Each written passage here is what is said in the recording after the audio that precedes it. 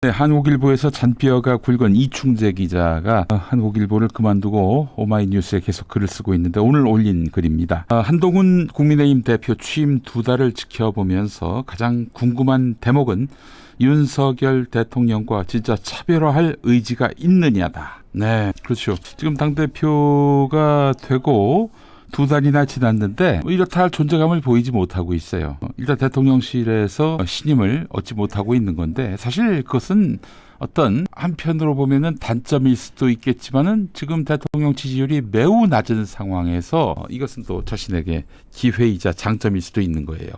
왜냐하면 차별화할 수 있기 때문이죠. 그러나 2달 동안 한동훈이 보여준 차별화는 없다시피 했습니다. 계속 윤석열한테 외면당하는 모습으로 이미지로만 그렇게 무림한 차별화를 당했다는 것이죠. 자, 이 모호한 언행과 갈짓자 행보가 그 원인인 것 같습니다. 자, 윤석열에 맞서서 실정을 바로잡기보다는 차별화라는 상징을 내세워서 차기 대권 주자로서 입지를 다지려는 것인데 그냥 윤석열의 외면만 부각시키고 또한 이로 인한 반사 이득만 노리고 있는 모양새란 말이죠. 빈손 만찬을 초래한 독대 논란만 해도 그렇다. 속 좁고 옹졸한 이미지를 각인시킨 윤석열의 독대 거부는 그 자체로 한심하지만 이 한동훈이 그토록 독대에 집착하는 이유를 도통 모르겠다. 그렇죠. 독대를 거부하는 윤석열의 모습을 부각시키는 것 외에는 뚜렷한 이유를 모르겠다는 거예요. 이충재 기자의 이야기는 독대란 형식부터가 사정이 급한 사람이 무언가를 얻어내기 위해서 간청하는 자리인데 지금 당장 발등에 떨어진 불똥을 어쩌지 못해서 손을 내밀어야 할 사람이 누구인가. 윤 대통령에게 불리한 판을 바꿔놓은 한동훈의 정치적 미숙함과 조급함이 드러나는 장면이다. 그러니까 이제 독대를 안 받는다. 이걸 언론에 계속 흘리고 있는 주체가 바로 한동훈이란 말이죠. 근데 독대를 간청했으면은 그 간청하는 사람다운 어떤 태도를 보여야 되는데 저봐. 독대를 지금 거부하고 있어. 나를 외면하고 있어. 이것만 부각시키고 있어요. 한동훈이. 이게 그야말로 가장 낮은 수위라고 할 수도 없고요. 가장 낮은 수준의 차별화를 지금 하고 있는 거예요. 내가 윤석열과 다르다. 이게 사실 좀 먹히는 세상 아닙니까? 한동훈은. 그래서 옹졸한 윤석열을 부각시키는 데 지금 혈안이 돼 있단 말이죠. 그래서 얻을 수 있는 게 뭐가 있냐 이거예요.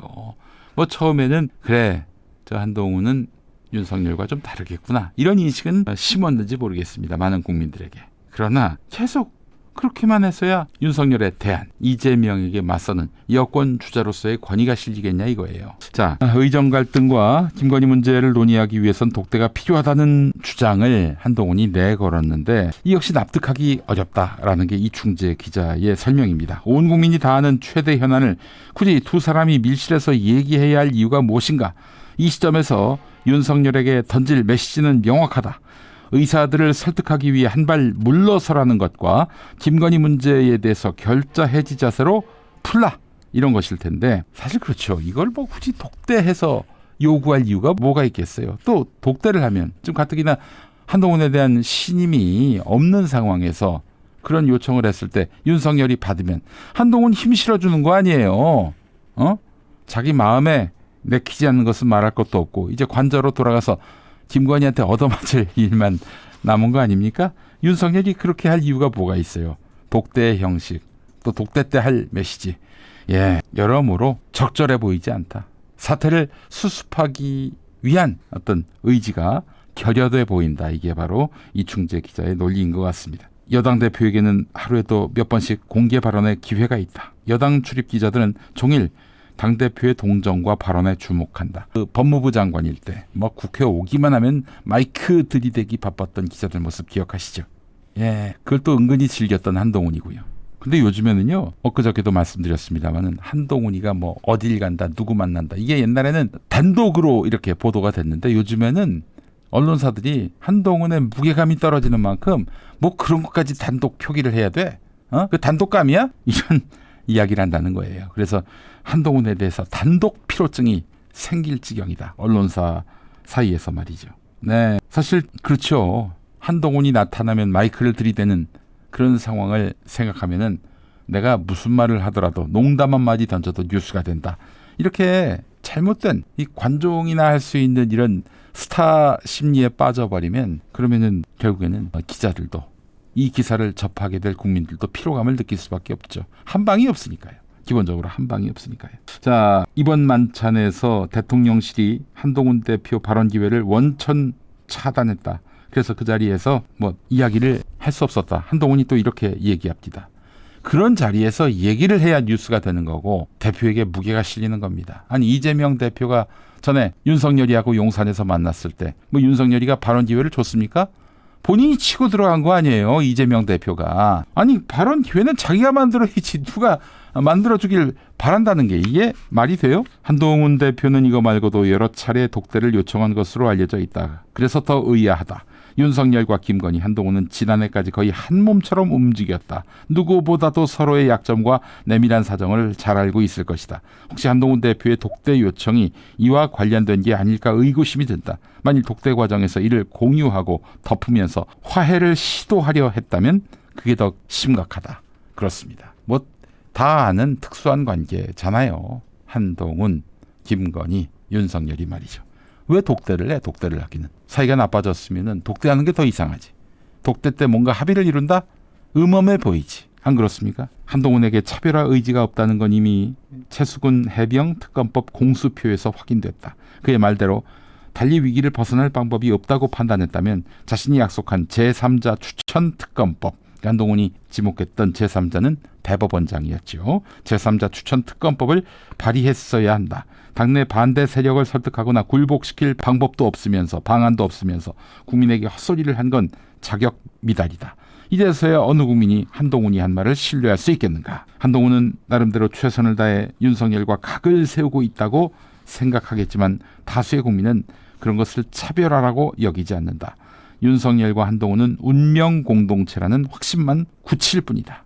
지금 한 대표는 어둡지 않은 차별화로 되레 윤석열과 국민 사이에 끼어서 양쪽에서 손가락질을 당하는 형국이다. 한동훈에게는 두 가지 길이 있다. 돌아가는 상황으로 짐작할 때 윤석열은 한동훈 고사작전을 시작했다. 당 연찬회에 불참하고 독대도 거부하고 사사건건 공격한다. 한동훈을 왕따로 만들어 무릎을 꿇게 만들려는 속셈이다. 이대로라면 한 대표는 천천히 달궈지는 가마솥 개구리처럼 서서히 죽어갈 수밖에 없다. 윤석열이 무너지기 전에 한동훈이 먼저 고꾸라질 판이다. 와, 기가 막힌 정세 분석이네요. 자, 그렇다면은 할 수 없어요. 제가 누차 얘기했죠. 한동훈은 윤석열과 충돌하지 않으면 본인이 죽는다고요. 그냥 이렇게 저렇게 아는 기자한테 윤석열과 관련한 불리한 정보 흘리고 이미지상으로 독대도 거부하는 여당 대표와 독대도 거부하는 옹졸한 대통령 이미지 심어봐야 모르겠습니다. 적어도 보수에서는 인정받을 수가 없어요. 보수는 힘이 누구에게 있냐 이거에 따라서 권력의 그 향배가 결정되거든요. 힘이 있는 쪽에 붙게 돼 있습니다. 여러분 보십시오. 박근혜를 구속시킨 윤석열, 문재인 정권과 각을 세웠을 때 이 보수들이 박근혜 대통령을 구속시킨 윤석열에게 붙는 거 보세요. 힘 있는 쪽에 붙게 돼 있습니다. 힘 있는 쪽에 붙게 돼 있어요. 지금 한동훈은 남이 대신 윤석열을 죽이기를 바라는 본인이 나서서 윤석열을 청산하지 못한다면, 김건희 체제를 청산하지 못한다면 이제 본인이 죽는 것은 말할 것도 없고요. 검사 정치는 이제 영원히 물속에 가라앉게 될 것입니다. 더 이상 부상하지 못하게 될 것입니다. 자, 가장 좋은 차별화 방법은 딴 거 없어요. 김건희 특검법, 또 최병 죽음의 진실을 감추려 하는 세력들을 향한 특검법. 이 특검법을 다시 재의결할 때 최소한 자기 측근, 많이도 필요 없어요. 자기 측근 10명만 동원해서 찬성표 던지게 하면 됩니다. 아니 10명 정도는 있잖아요. 한동훈 대표 있으시잖아. 아니 지금 계속해서 당이 무시당하고 있는 이런 상황에서, 당대표가 무시당하고 있는 상황에서 보고만 있을 거예요? 계속 거수기 노릇할 거예요? 한동훈이 어제 이런 말을 했습니다. 그 무지성으로 대통령실을 뒷받침하는 당의 이미지를 보여서는 안 된다. 말 잘했네요. 본인부터 실천하기 바랍니다. 제일 좋은 방법은 특검법 재의결 때 200표가 넘도록 하는 것입니다. 딱 한번 그래 보세요. 당장 윤석열이가 칼을 뽑고 달려올 것 같지요? 아닙니다. 이제 정확하게 힘이 어디에 가 있는지를 알게 될 거예요. 민주당 좋은 일 한다? 아니 본인이 죽게 생겼는데 민주당 좋은 일이 되건 안 되건 그게 뭐가 중요해요? 답답합니다. 자, 한동훈 씨, 통상 이 자연 모발을 가지신 분들은 한동훈 같은 상황에서는 머리털이 빠집니다. 본인은 안 빠지나요? 안 빠져서 좋겠습니다.